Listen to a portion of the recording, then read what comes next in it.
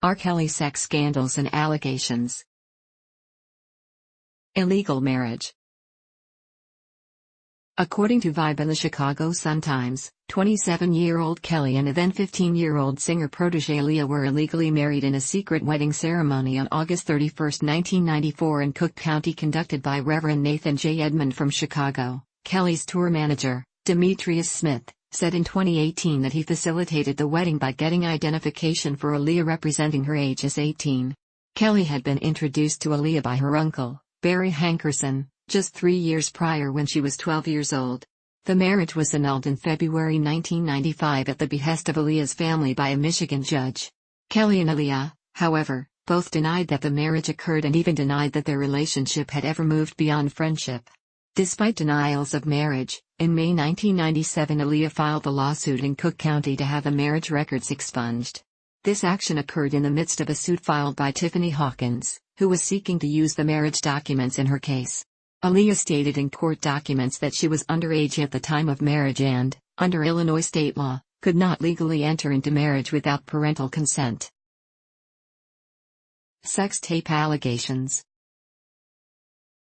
On February 3, 2002, a video surfaced allegedly showing Kelly engaging in sex with, and urinating on, an underage girl.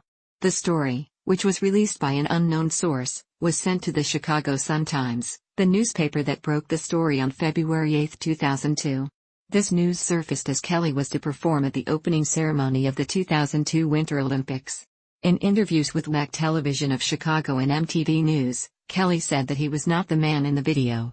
In June 2002, Kelly was indicted in Chicago on 21 counts of child pornography. That same month, Kelly was apprehended by Miami Police Department on a Chicago arrest warrant, and Polk County Sheriff's Office conducted a search of Kelly's residence in Davenport, Florida. During the search, officers recovered 12 images of an alleged underage girl on a digital camera, wrapped in a towel in a duffel bag, which allegedly depicted Kelly involved in sexual conduct with the female minor.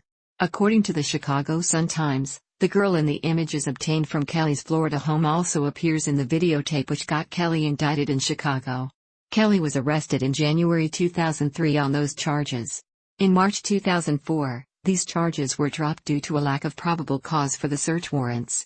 After a number of delays, on October 27, 2006, a Cook County, Illinois court hearing for pretrial motions set the date of the actual trial to February 7, 2007. On the date of the trial, Kelly's lawyer informed the court that his client was unable to attend because he was undergoing surgery for a burst appendix.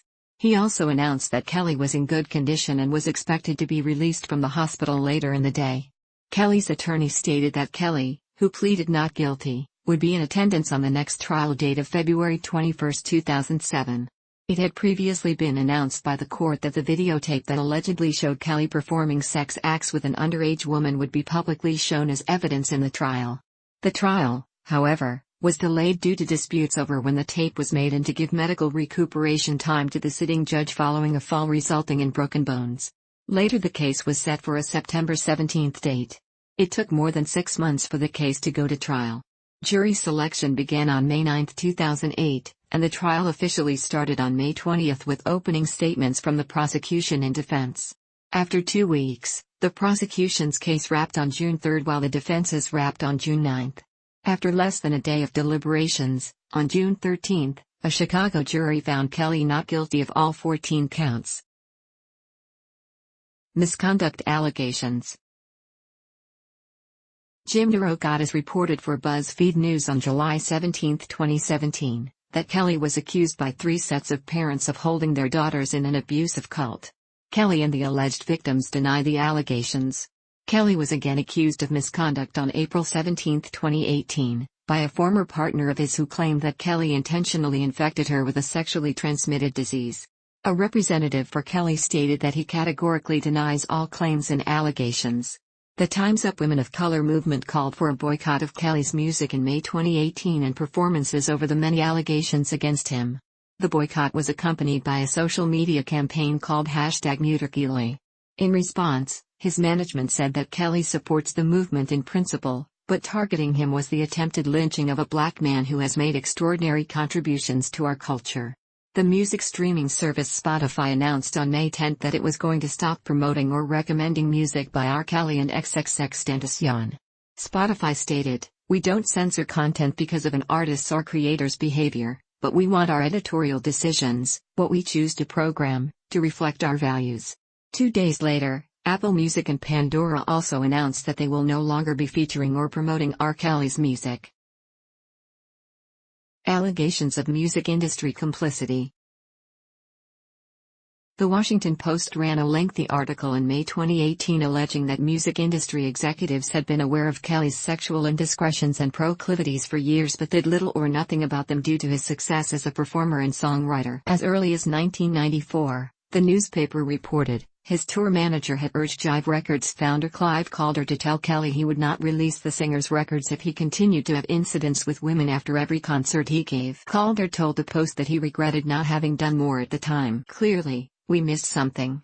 Former Jive president Barry Weiss told the newspaper that during 20 years with the label he never concerned himself with Kelly's private life and was unaware of 2 lawsuits filed against Kelly and the label by women alleging sexual misconduct, suits in which the label had successfully argued it was not liable. Larry Kahn, another Jive executive who worked closely with the singer even after viewing the sex tape, likewise implied it was not the label's responsibility, and pointed to Chuck Berry and Jerry Lee Lewis as musicians whose labels continued to release and promote their records despite public awareness that they were involved with young women. Executives at Epic Records also took a similarly relaxed attitude towards Kelly's sex life, the Post claimed. In 2002, after he signed with the label, executive David McPherson allegedly avoided viewing a copy of a tape purportedly showing the singer having sex with an underage girl, even as he had warned Kelly's assistant that if it turned out to be Kelly on that tape, the label would drop him. McPherson did not respond to the Post's requests for comment. An intern with the label whose work suffered after she began a relationship with Kelly, ultimately costing her the position, settled with Epic for $250,000. Kathy Carroll,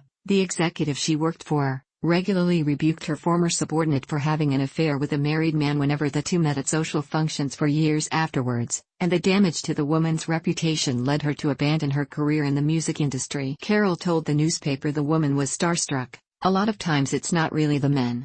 The Post also suggested the labels were complicit in the sex cult allegations from the previous summer's BuzzFeed piece. Employees at the studios where Kelly recorded were required to sign non-disclosure agreements and not enter certain rooms, which they said they believed were where Kelly made the women stay while he worked. Despite the agreements, the newspaper was able to publish screenshots of text exchanges where women in the rooms asked Kelly's assistants to let them out so they could go to the bathroom or get food. The newspaper also published pictures taken after Kelly had concluded a 6-week session at a Los Angeles studio, paid for by his current label, RCA Records, showing a cup of urine sitting on a piano and urine stains on the wooden floor of another room. Kelly's staff prevented him from responding to Post reporters' request for an interview when they approached him in person while he was on tour. They did, however, respond to a question about the photographs, calling it an obnoxious question that reflects a malicious and intentionally defamatory motive by the questioner. Response. Kelly released the 19-minute-long "I Admit" on his SoundCloud on July 23, 2018, as a response to his accusers.